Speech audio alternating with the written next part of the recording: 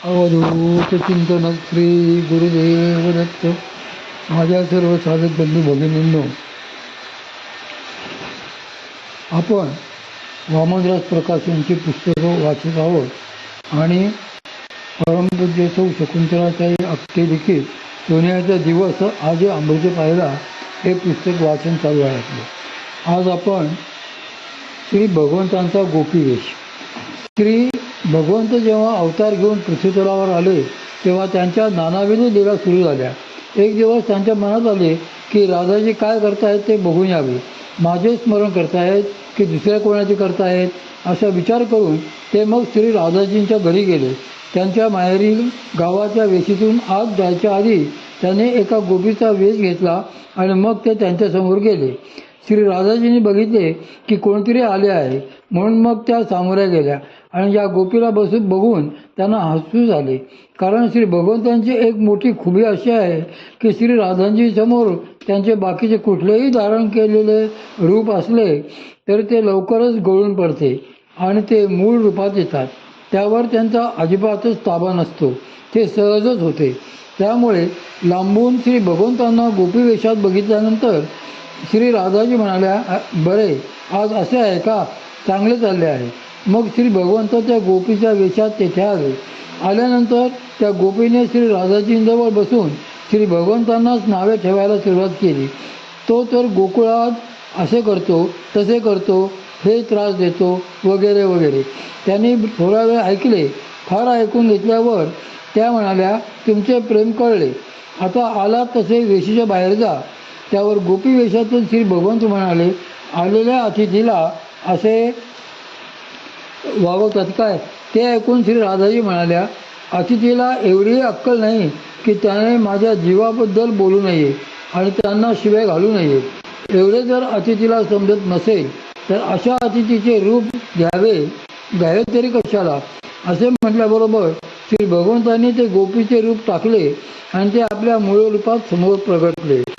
शरणागतीची प्रक्रिया म्हणजे श्री भगवंत सुद्धा परीक्षा घेतल्याशिवाय कुणाला सोडत नाहीत. आपल्याला जरी वाटले की आपण पूर्ण शरणागत झालो आहोत, आपल्याला भक्ती मिळाली आहे, आता आपण त्याच आनंदात राहू, तरी तसे काही होत नसते. ते 100 वेळा परीक्षा बघतात, 100 वेळा 100 तऱ्हांनी, आणि त्यातून जर आपण उत्तीर्ण झालो तर मग चांगले असते. श्री भगवंतांची पूर्ण शरणागती सकट भक्ती जर अंतःकरणात असेल तरच त्यांच्या परीक्षेतून सहजतेने उत्तीर्ण होता असते. ती जर नसेल तर इतर कशानेही त्यांना संतोष होत नसतो. श्रीमद भागवतात श्री भगवंत स्वतः उद्धवांना याबाबत असे सांगतात की भूर्यप्य भक्तोपहृतम नमे तोषाय कल्पते. ज्याच्या अंतःकरणात भक्ती नाही त्याने पुष्कळ उपचार अर्पण केले तरी त्यापासून मला संतोष होत नाही. तो जीव पूर्णपणे शरणागत झालेला असतो. म्हणजे तरी काय, यासंबंधी माऊली म्हणतात की सुवर्णमयी सोनया ये कल्लोळ जैसा पाणिया तैसा मज धनंजया शरण ये तू. सुवर्णाचा मणी हा सोन्यापासून वेगळा आहे का, नाही, तो सोन्याचाच झालेला आहे. ये कल्लोळ जैसा पाणिया, पाण्यावरचे कल्लोळ हे वेगळे आहेत का, नाही, ते पाणीच आहे. पाणी उसळले म्हणून त्याची लाट झाली आहे, पण म्हणजे ते पाणीच आहे. तैसा मज धनंजया शरण ये तू. तसेच श्री भगवंत म्हणतात की हे जीवा, मला आत्मभावाने तदाकारतेने शरण ये. तुझ्या माझ्यामध्ये दुजाभाव ठेवू नकोस. तो दुजाभाव जर ठेवलास तर मी तुला कधीही प्राप्त होणार नाही आणि मग सोन्याचा दिवस तुझ्या आयुष्यामध्ये कधीच येणार नाही. माऊली पुढे सांगतात की नाम आठविता रूपी प्रगटपै झाला, आधी पश्चाताप व्हावा. आता हे नाम कसे आठवले आणि हे नाम म्हणजे काय आहे याचाही जरा विचार व्हायला हवा. नामाच्या पण काही अटी आहेत. नामाबद्दल जेवढ्या आवश्यक वाटतील तेवढ्या थोड्याशा गोष्टी सांगते. नामाबद्दल पहिली आवश्यक बाब म्हणजे नाम हे पश्चातापाने घ्यावे लागते. आपण आतापर्यंत काय केले, आयुष्याचा नाश होतो, राम कार्य म्हणाना, आयुष्याचा नाश झाला आहे तरी देखील आपल्या तोंडामध्ये नाम काही येत नाही. याचाच अगोदर पश्चाताप झाला पाहिजे. अरे आजवर मी का नाही नाम घेतले, असे वाटले पाहिजे. आणि असे पश्चातापाने जर नाम घेतले गेले तर ते नाम खरे. पण नाम जर असे पश्चातापाने घ्यायचे असेल तर त्यालाही अंतःकरणाची पुष्कळ तयारी लागते. मनामध्ये तशा गोष्टी याव्या लागतात. माझ्या आजवळची घडलेली एक गोष्ट या संदर्भात आठवते. आमच्याच पलीकडे एक मोठे कुटुंब राहायचे. त्या बाई आणि माझी आजी या दोघी मैत्रिणी होत्या. एकदा त्या बाईचा निरोप आला की त्यांच्या यजमानांची स्थिती काही चांगली नाही, ते शेवटचे क्षण मोजत आहेत. म्हणून आमच्या आजी, मातोश्री वगैरे सगळेजण त्यांच्या घरी धावत गेले. गंमत अशी की ते आसन्न मरणग्रस्त वाक्ये एवढेच बोलत होते. म्हणजे वासुदेव केशव म्हणतायत की काय कोण जाणे, असे समजून सगळे आपले त्यांना नमस्कार करीत होते. खरे तर ते म्हणत होते की वासरू केरसुणी खाते. ते मागाहून सगळ्यांच्या ध्यानात आले. पण तरी देखील नाम आले ना इतरांच्या मनामध्ये, तोंडामध्ये वासुदेव केशव. कारण ते वाक्य म्हणायला लागल्यानंतर बाकीचे सगळे वासुदेव केशव म्हणायला लागले. मृत्यूसमयी जरी नाम कानी पडले तरी देखील त्या माणसाला पुढची गती चांगली मिळते. पण हे काही नाम घेणे नव्हे, मनात एक बाहेर दुसरे, हरिहरीचे रहस्य. एक असेच कुटुंब होते. दोघेजण नवरा बायको एकमेकांना सांभाळून घेणारे होते. त्यातल्या पतिदेवांना डायबिटीसमुळे गोड खायचे नसायचे. त्यामुळे ते गोड खायला लागले की त्यांच्या पत्नी हरिहरी करून ओरडायच्या, म्हणजे पुरे आता.